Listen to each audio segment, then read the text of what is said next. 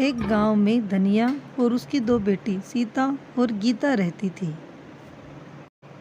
एक दिन धनिया बहुत बीमार पड़ गया। गीता वैद्य जी के पास फोन करती है।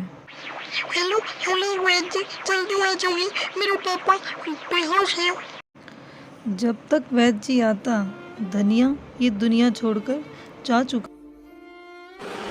पिताजी, पिताजी आप बोल क्यों नहीं रहे? पिताजी आपको क्या हुआ? आप हमें छोड़कर क्यों चले गए? आखिर हमारा है ही कौन सा पिताजी? वो बहुत गरीब थे, अब उनके पास कुछ नहीं बचा। दीदी, दीदी मुझे बहुत भूख लगी है, कुछ खाने को ला दो। पिताजी थे तब तो वो मुझे कभी भी भूखा नहीं रहने देते थे। घर में कुछ है नहीं खाने को। एक काम करती हूँ, काकी से जाके मदद मांगती हूँ। काकी, मेरी बहन को बहुत तेज भूख लगी है, मदद कर दो। हमारे घर में कुछ भी खाने का सामान नहीं बचा हुआ, आप उसे कुछ दे दो खाने को। दे दो ना काकी। अरे चल जा जा, आ जाती है रोज की रोज यहाँ मांगने। अब तुम्हारे घर कुछ है नहीं खाने को, तो इसमें हम भला क्या करें? तुम दोनों बहनों को और कोई घर नहीं दिखता क्या? आज के बाद यहाँ मत आना मांगने को। आ जाती है रोज की रोज मुंह उठा के। जा यहाँ से, और आज के बाद यहाँ मत आना कभी भी। सीता को बहुत बुरा लगता है। वो बिना कुछ कहे वहाँ से उदास होकर चली जाती है।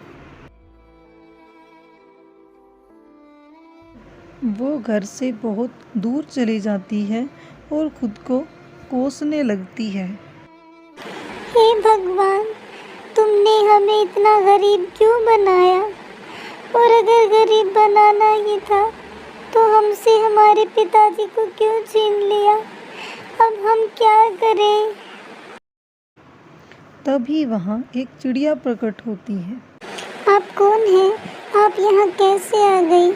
क्या आप मेरी मदद करने के लिए आई हैं? बताइए।